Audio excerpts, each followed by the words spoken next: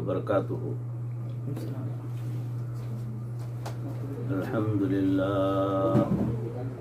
الحمد للہ وکفى وسلام على عباده الذين اصطفى والتقى والعفاف والغنى. أما بعد فقد قال الله تبارك وتعالى في القرآن المجيد والفرقان الحميد. فأعوذ بالله من الشيطان الرجيم. بسم الله الرحمن الرحيم. إنا نحن نزلنا الذكر وإنا له لحافظون. وقال تعالى في مقام آخر: حسبنا الله ونعم الوكيل. صدق الله مولانا العظيم. اللهم صل على سيدنا ومولانا محمد وبارك وسلم كما تحب وترضى عدد ما تحب وترضى. محترم و مکرم ناظرین، حاضرین، سامعین، عزیزوں، بھائیوں، بزرگوں اور دوستوں، معزز خواتین، ہماری ماں بہنوں، تصوف کے عنوان سے جو بیانات کا سلسلہ چل رہا ہے اس میں موضوع چل رہا ہے نبی رحمت کے دائمی معجزے، یعنی سرکار دو عالم صلی اللہ علیہ وسلم کے دائمی معجزے یہ قیامت تک باقاعدہ جاری رہیں گی. ویسے اس سے پیشتر بھی پہلے کلپ میں بھی آپ کو پیغمبروں کے تعلق سے بتایا گیا ہے کہ حضرت عیسیٰ علیہ السلام، موسیٰ علیہ السلام وغیرہ کے معجزے پروردگار نے ان کو عطا کیے تھے. وہ اس دور کے حد تک تھے، یعنی محدود تھے، ان کے دور کے بعد وہ سلسلہ نہیں. مگر ہمارے سرکار دو عالم صلی اللہ علیہ وسلم کو پروردگار نے جو معجزات عطا فرمائے وہ دائمی ہیں، یعنی 1400 سال سے بھی 1450 سال سے بھی یہ سلسلہ چلا آ رہا ہے اور دنیا کے ختم ہونے تک بھی یہ معجزے کا سلسلہ جاری رہے گا. تو اسی موضوع پر جو ہے سماعت فرمائیں کہ ایک نکتے کی بات جو آج یہ عاجز آپ کے روبرو پیش کرنا چاہتا ہے وہ یہ ہے کہ ان معجزات کے علاوہ نبی اکرم صلی اللہ علیہ وسلم کے 4 معجزات ایسے ہیں جو ہمیشہ کے لیے محفوظ رہیں گے اور امت پر یہ جاری رہیں گے اور ساری امت جو ہے اپنی آنکھوں سے یہ معجزات کو دیکھے گی. اور پہلا معجزہ کیا ہے؟ پہلا معجزہ یہ ہے کہ اللہ رب العزت کا کلام قرآن مجید ہے. یہ ایک محفوظ کلام ہے جس کے بارے میں اللہ تعالیٰ فرماتے ہیں: اِنَّا نَحْنُ نَزَّلْنَا الذِّكْرَ وَإِنَّا لَهُ لَحَافِظُونَ. بے شک اس نصیحت نامے کو یعنی قرآن کریم کو ہم نے نازل کیا اور اس کی حفاظت کے بھی ہم ہی ذمہ دار ہیں. تو آپ جو ہے دیکھ رہے ہیں کہ 1450 سال کا عرصہ گزر گیا، قرآن شریف کو نازل ہوئے اور وہی قرآن شریف ابھی تک بھی سلسلہ بار چلا آ رہا ہے اور انشاءاللہ العزیز یہ سینہ بہ سینہ قیامت تک باقاعدہ جاری رہنے والا ہے. اس کا بے شک اس نصیحت نامے کو ہم نے نازل کیا یعنی قرآن شریف کو اور اس کی حفاظت کے بھی ہم خود ہی ذمہ دار ہیں، چونکہ اللہ رب العزت نے اپنے کلام کی حفاظت کا خود ذمہ لیا ہے. اس لیے یہ آج بھی محفوظ ہے اور رہتی دنیا تک بھی محفوظ رہے گا. 1450 سال کے اس عرصے میں دنیا میں کوئی ایک لمحہ بھی ایسا نہیں گزرا کہ دنیا میں کہیں بھی اللہ کا کلام نہ ہو رہا ہو. اس طویل عرصے میں تسلسل کے ساتھ ہر وقت اللہ تعالی کا کلام کہیں نہ کہیں دنیا میں ضرور موجود رہا ہے. اور یہ کیا چیز ہے؟ یہ اللہ رب العزت کے کلام کا معجزہ ہے. قرآن مجید کو مٹانے کی بڑی کوششیں کی گئیں مختلف ادوار میں، مختلف بادشاہوں کے حکومتوں میں، مختلف موقعوں پر اس کلام پاک کو مٹانے کی کئی طریقے سے کوششیں کی گئیں. لہذا تاتاریوں نے جب مسلمانوں پر فتح پائی تو انہوں نے دجلہ اور فرات میں اتنی کتابوں کو، قرآن شریف کو لے کر ڈال دیا کہ وہاں پر پل بن گیا گویا کتابوں کا. 1 مہینے تک دریا کا پانی کالا ہو کر چلتا رہا، یعنی سیاہی کتابوں کی، قرآن شریف کی اترتی گئی اور وہ کالا پانی ہو کر جو ہے چلتا رہا. کتابوں کی سیاہی اترتی رہی اور پانی کالا ہو کر بہتا رہا. وہ چاہتے تھے کہ اس کو ختم کر دیا جائے، لیکن وہ خود تو ختم ہو گئے، لیکن یہ اللہ کا کلام ختم نہ ہوا، دنیا میں موجود رہا. سبحان اللہ. اس کے بعد دوسری کوشش اس وقت کی گئی جب یہاں متحدہ ہندوستان تھا. فرنگی نے جب یہاں پر آ کر حکومت کی، اس نے یہ کوشش کی کہ مسلمانوں کا قرآن سے رشتہ توڑ دیا جائے. بہت کوشش کی گئی، مگر اللہ کا کرم ہوا کہ قرآن آج بھی اسی طرح موجود ہے اور نبی اکرم صلی اللہ علیہ وسلم کی نبوت کی صداقت کے پرچم کو آج بھی لہرایا جا رہا ہے اور یہ لہراتا رہے گا.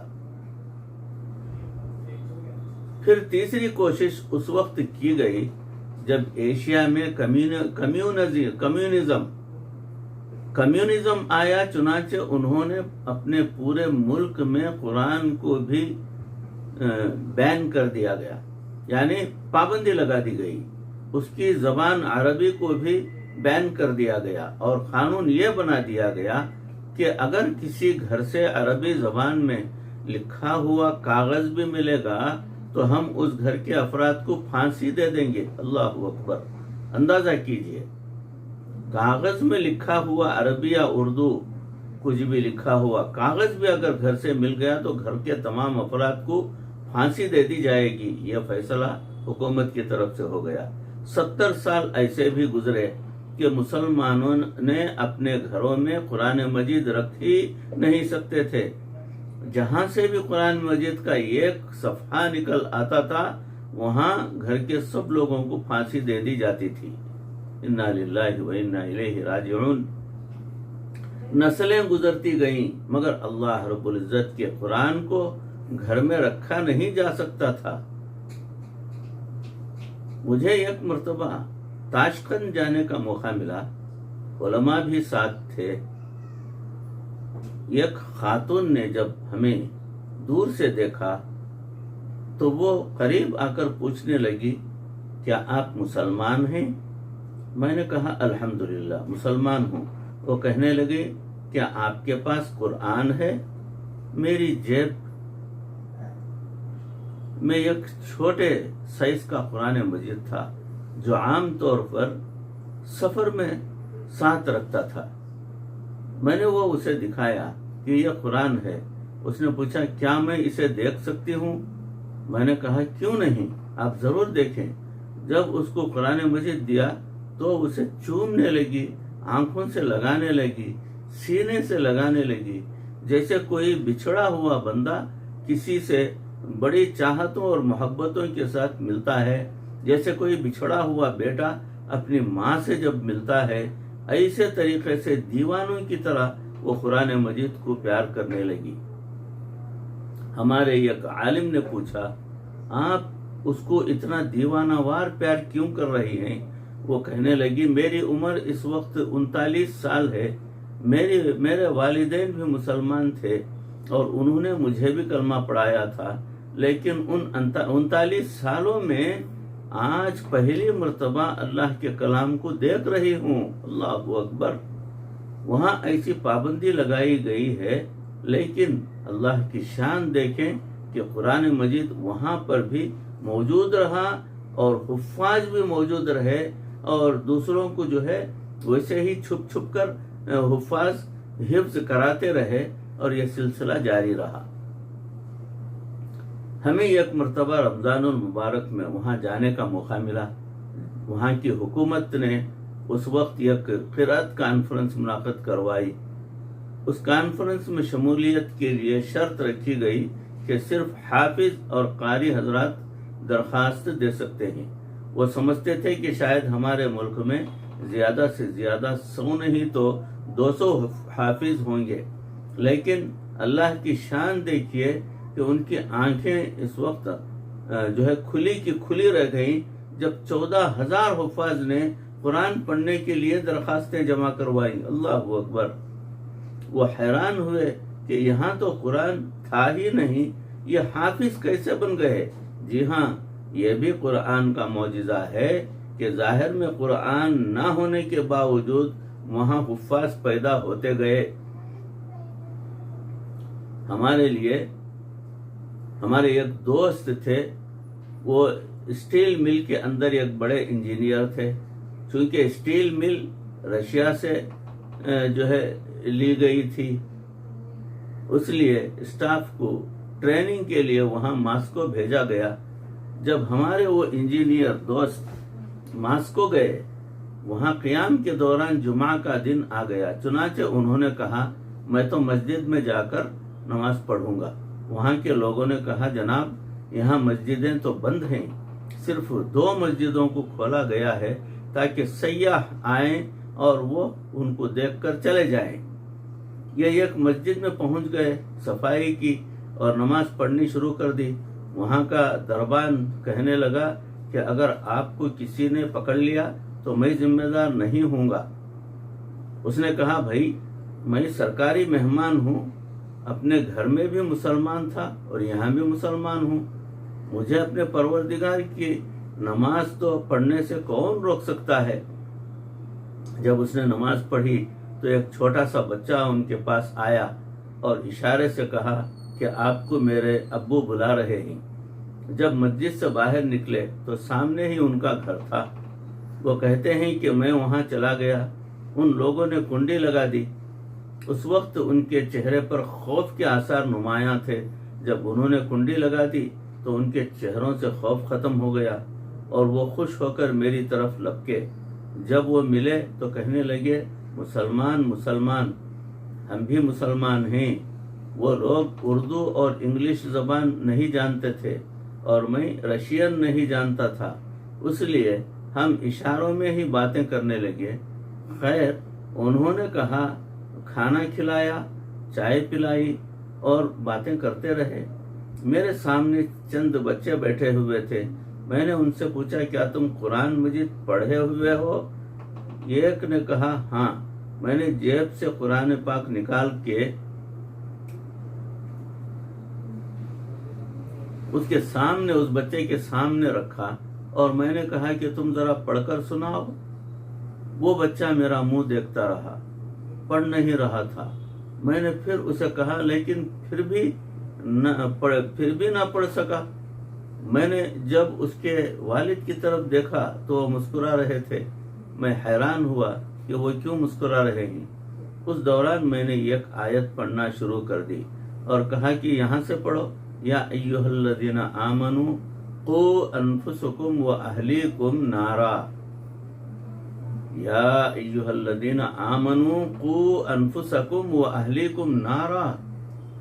کہتے ہیں کہ جیسے ہی میں نے 2-3 لفظ پڑھنا شروع کیے تو اس بچے نے بھی پڑھنا شروع کر دیا۔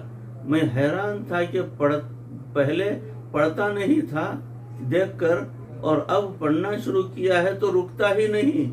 یہ کیا عجیب قدرت کا کرشمہ ہے، یہ بچہ قرآن پڑھتا ہی جا رہا ہے وہاں سے، یہ کیا معاملہ ہے؟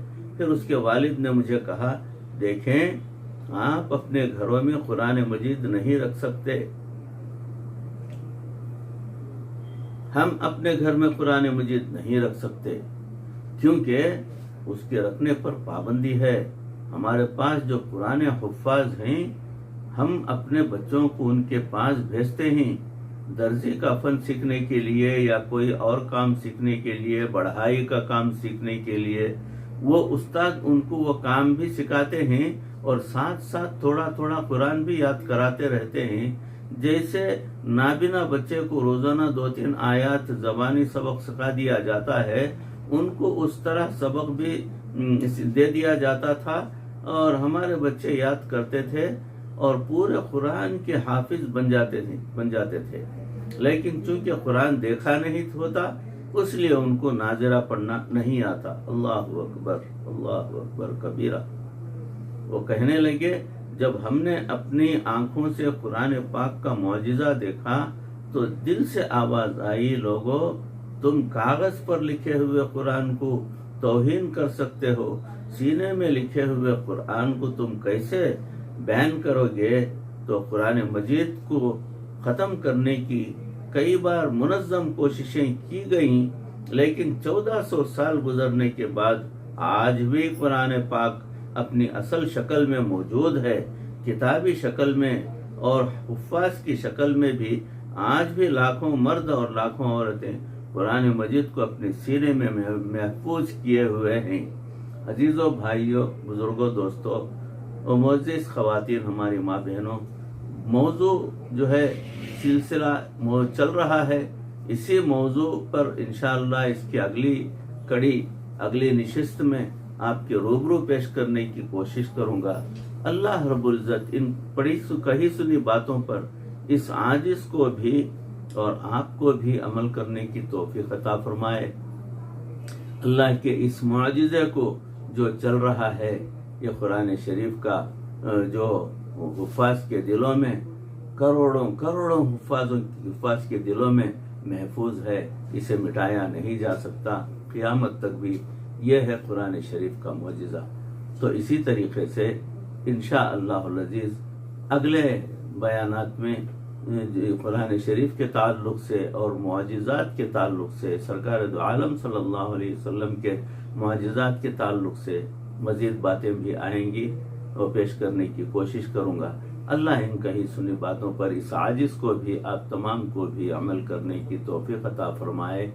اللہ ہمارے دلوں میں ایمان کی محبت پیدا فرمائے، اللہ کی محبت دل میں پیدا فرمائے، سرکار دو عالم صلی اللہ علیہ وسلم کی محبت ہمارے دلوں میں پیدا فرمائے، اور پروردگار ہمیں اخلاص عطا فرمائے، مرتے دم تک پروردگار کسی کا محتاج نہ بنا، ایمان پر اور کلمے والی موت پر ہمارا خاتمہ فرما۔